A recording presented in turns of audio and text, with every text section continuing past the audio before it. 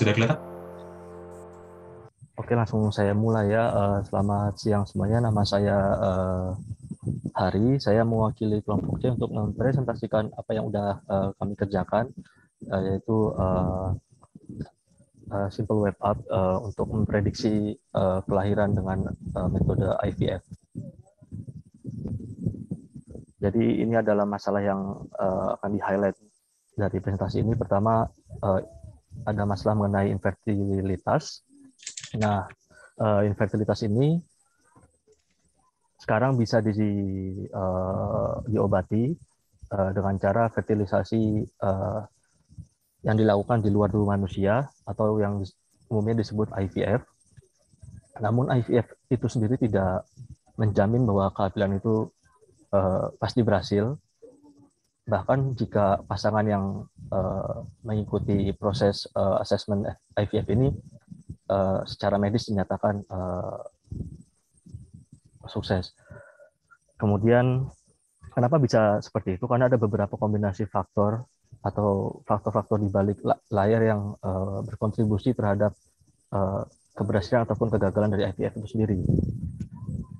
Lebih lanjut lagi bahwa IVF itu adalah metode yang mahal, jadi sudah mahal, kemudian derajat ketidakpastiannya juga tinggi, jadi ini perlu konsiderasi lebih lanjut. Jadi tujuan utama dari apa yang akan kami selesaikan adalah kita ingin bikin suatu aplikasi web app yang sederhana dari model deep learning untuk memprediksi keberhasilan IVF itu sendiri. Yang kedua juga dari hasil prediksi ini diharapkan bisa jadi semacam pendapat second opinion untuk bagi pasien itu sendiri. Jadi pengguna utamanya adalah dari sisi pasien untuk melanjutkan program IVF ini. Kemudian ini adalah overall system architecture-nya. Jadi yang pertama kita lakukan adalah lakukan training phase dulu dari dataset. Setelah dibagi antara data training dan data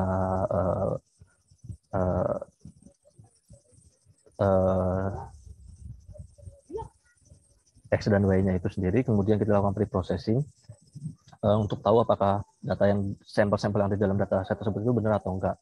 Kemudian kita lakukan feature engineering, kita pilih feature-feature mana yang sesuai untuk dimasukkan ke dalam model yang untuk dilatih dalam model ini. Kemudian kita lakukan modelnya kita latih dari feature-feature yang kita pilih, kemudian kita evaluasi. Kemudian setelah kita evaluasi, kita masuk ke tahap prediksi. Di sini kita simpan model yang udah dilatih tadi, kemudian di sini kita pakai API Streamlit, terus input datanya disesuaikan dengan model itu sendiri, lalu nanti hasilnya akan ditampilkan ke si pasien atau pengguna ini. Kemudian kita pakai model deep learning, jadi kita langsung pakai model deep learning yang sudah diberikan dari paper rujukan dengan beberapa modifikasi, terutama di bagian input dan kemudian di bagian units di dalam dense layer itu sendiri. Jadi nggak ada eksplorasi mengenai model itu tersendiri lebih lanjut. Terus ini adalah parameter-parameter yang digunakan buat melatih model ini. Kemudian mengenai dataset, kita seperti yang sudah dilihat dari 2 slide sebelumnya, nggak ada EDA di sini karena fitur yang dipilih ini kita dari paper yang kita review.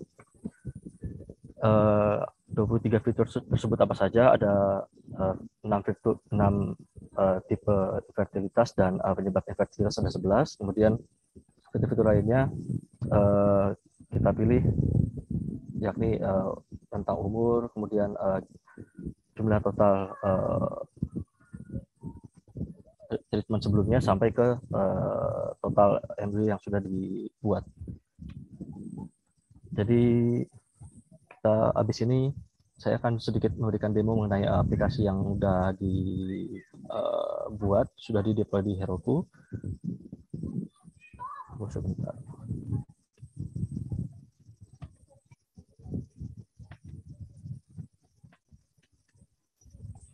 Jadi ini tampilan web app-nya. Kemudian ini adalah input yang udah disesuaikan dengan model yang udah dilatih. Kemudian ini contohnya saya random aja, masukin parameter-parameter yang ada, kemudian tekan tombol predict, dan kemudian keluar semacam ekspektasi keberhasilan program IT itu sendiri.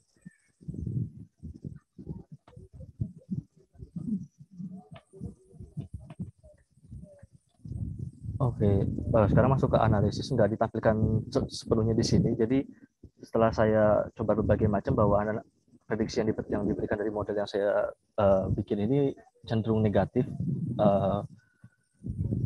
Ini karena data set yang digunakan ini nggak balance, jadi ada semacam kelupaan. Jadi data set asli itu punya banyak negatif samples dibandingkan sampel yang positif. Oke, sampai ke tahap kesimpulan. Jadi kita udah deploy model ini untuk sampai ke tahap prediksi, terus ya UI-nya simple. Walaupun demikian, model yang telah dilatih ini sebaiknya nggak dijadikan alasan utama untuk melanjutkan atau jadikan bahan utama untuk melanjutkan program IVF karena ada masalah terkait training tadi. Oke, sekian yang dapat saya sampaikan. Terima kasih sebelumnya. Oke, terima kasih banyak Mas Muhammad Hari sudah mempresentasikan hasil kerjanya, gitu ya. Oke, tadi ini saya mau sedikit komentar.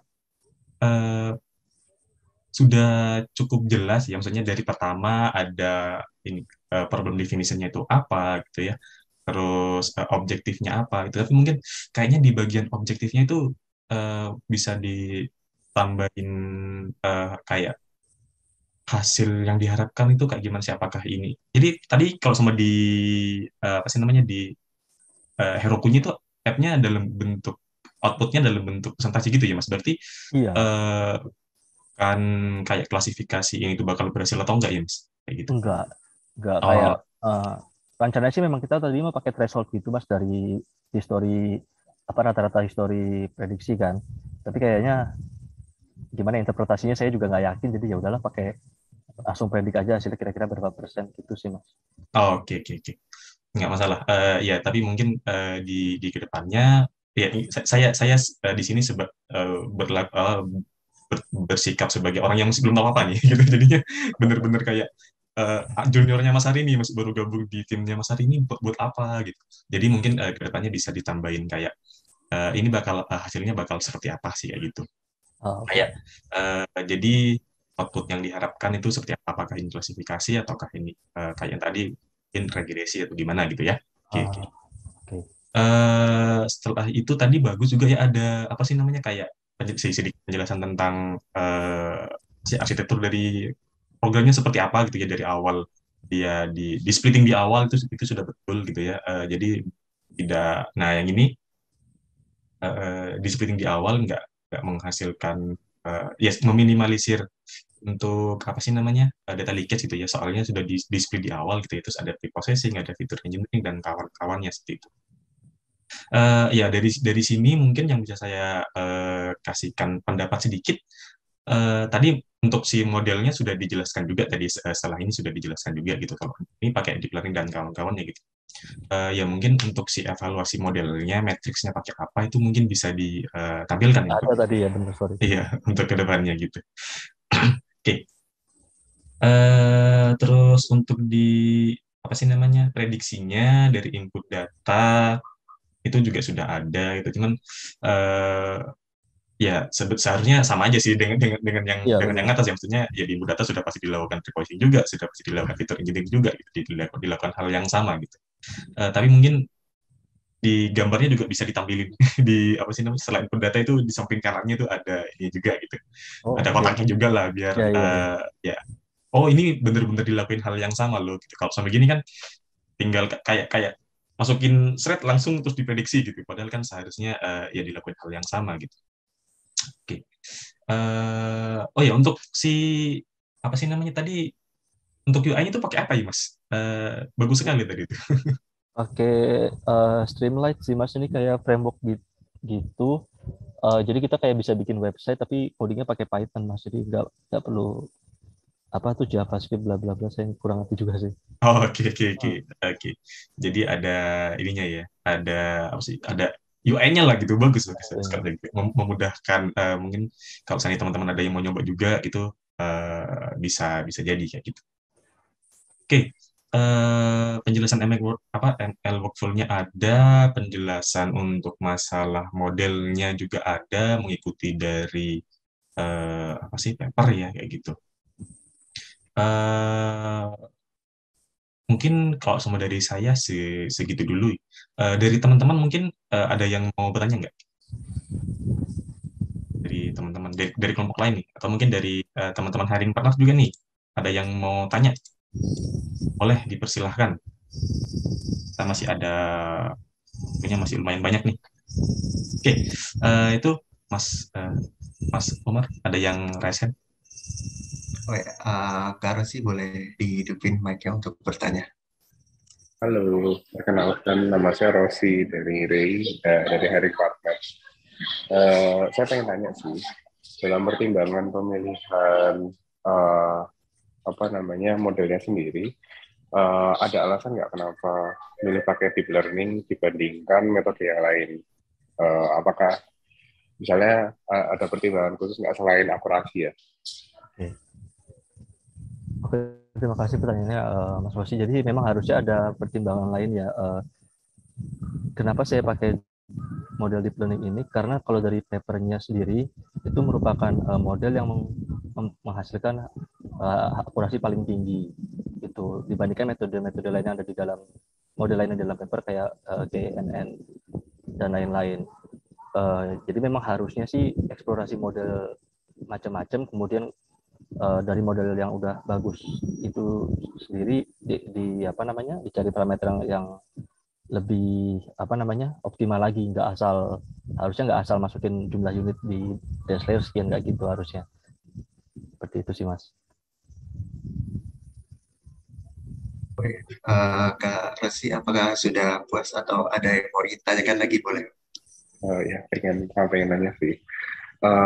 Kalau hal ini misalnya dibikin di aplikasi di lapangan gitu ya, menurut kamu hal ini tuh apakah ditujukan hanya untuk tenaga kesehatan atau care team-nya untuk si orang yang mau masuk IVF, atau juga hal ini juga maksudnya bisa dibagi untuk uh, pasien secara umum ya yang mau melakukan IVF gitu.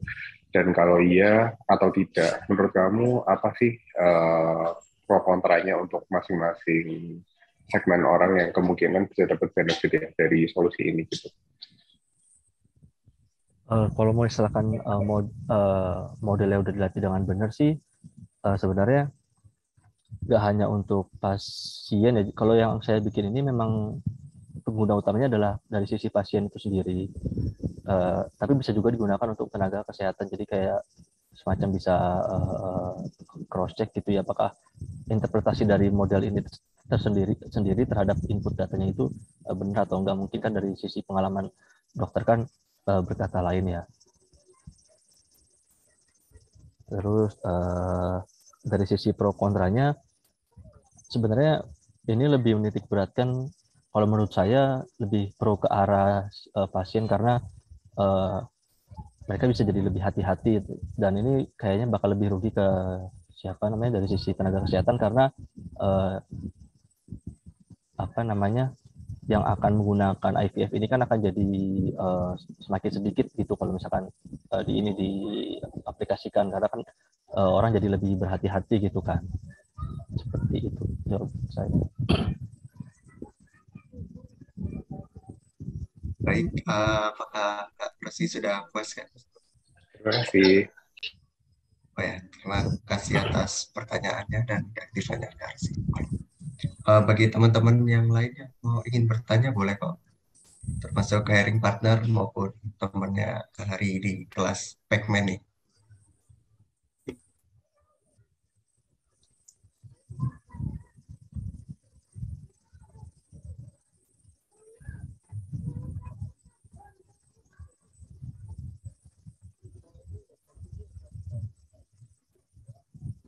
Oke, sepertinya sudah nggak ada yang mau bertanya lagi nih, Mas. Ya, nggak ada yang rasional lagi kan ya? Ya, tidak.